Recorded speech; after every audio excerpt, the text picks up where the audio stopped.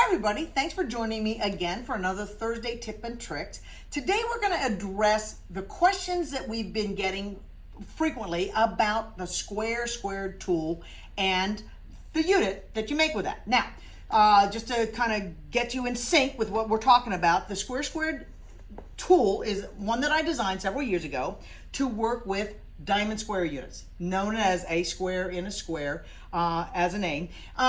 And the tool that I designed has all the parts that you need to be able to cut the shapes, build the unit, and trim it down. And this is the first question that comes up. When we look at the squared tool, and this is one of the original ones that we introduced several years ago, you'll notice that the name says a square 2. It's a square with a superscript 2. We thought we were being very clever when we called it a square. It's a square squared. Well, about once a week we get that question, I've got the square 2. I need the square 1. No. So the newer tools all have that verbiage right on them. It's actually called the square squared. And the sections that you need are built into the tools themselves. We have a section of the tool that are window templates. Those are used to cut the center square.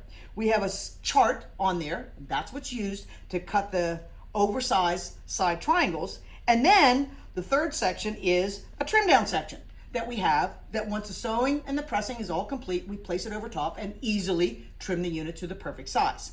So probably the most asked question is, well, how come when I use the sizes that are listed on the tool to make the unit, my trim down lines don't line up with my sewn lines?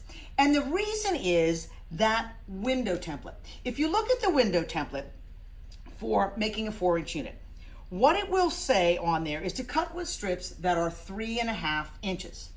So most people cut strips 3.5 inches and simply dice it into 3.5-inch squares. But that's not actually what you want. And it has to do with math. And I'm gonna explain it to you. You're not gonna get tested on it, but let me explain what happens.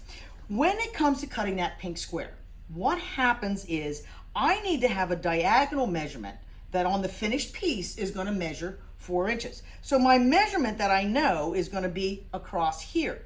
But the cut size of that pink square is 4 divided by 1.414 plus a seam allowance.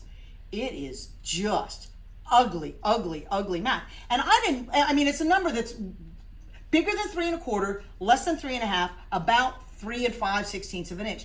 I don't want to deal with 1/8 of an inch, let alone dealing with 3 5/16. So what we have on here is a window template that's going to give me a very precision cut square without having to measure a weird number.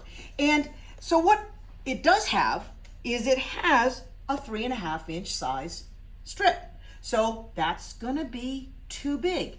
That's okay, because that's gonna allow me then to use the window template easily to trim it down to size. So I've got my 3.5-inch strip. I've cut off the salvage so it's nice and square. And I'm gonna take the tool, find the guidelines for the 4-inch units that I'm making, and put those 2 guidelines right on the edges the bottom edge and the salvage edge that I've cut.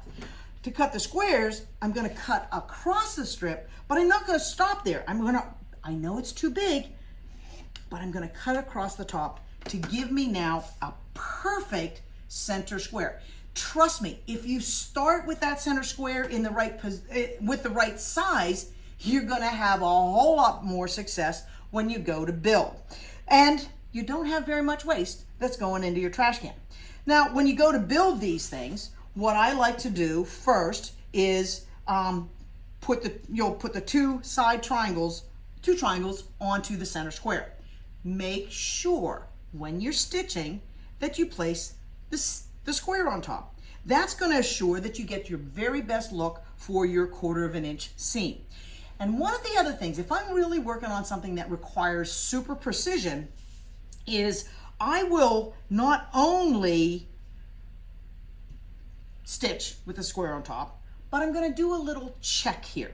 And what I do is put the first 2 triangles on, making a 4-inch unit. I'll come back after those first two are on, sewn and pressed, and I'm gonna line up the broken lines on the trim down so that I know that they're the right size. If I go to place this check on there and find that the seams aren't lining up, that's the time that I want to come back to my sewing machine and adjust my seam. Maybe a little wider, maybe a little narrower, but the closer you can get those first two to lining up and establishing your good 1/4 of an inch, your perfect 1/4 of an inch seam, the better off your units are going to be when you trim them all down. So all three of the square tools that we have, the original square, that's the one I've been working with here that does 1 inch up to 6 inch sizes, the large square that does 1 inch up to 12 inch sizes, and the new tool that we just introduced, the squared 1/2 inch, all have those same building elements in them. And there's one other tool that has those same building elements built right in, and it's the Diamond Rex tool. And the Diamond Rex tool works to make rectangles that have a diamond in the middle of them. It has a section that you use for window cutting that's center diamond correctly, and then it has instructions on how to cut those oversized long skinny triangles that go on the edges. But when I'm building these, my first couple ones that I build with the fabric that I'm using and the thread that I'm using, I put the 2 triangles on and give it a check. And I might do that for 4 or 5 or 6 of them until I'm really sound and solid with what I'm looking at and what I'm sewing with for this, for each particular project.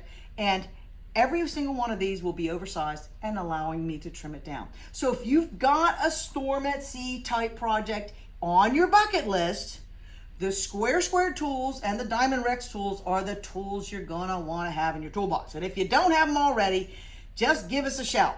Come to our website. We've got plenty of them in the warehouse. We'll get them in your hands and you can get that storm at sea quilt off your bucket list. All right, so keep sending us those questions. We're gonna try to keep addressing them here every Thursday. Till next week, everybody have a great one. See you later.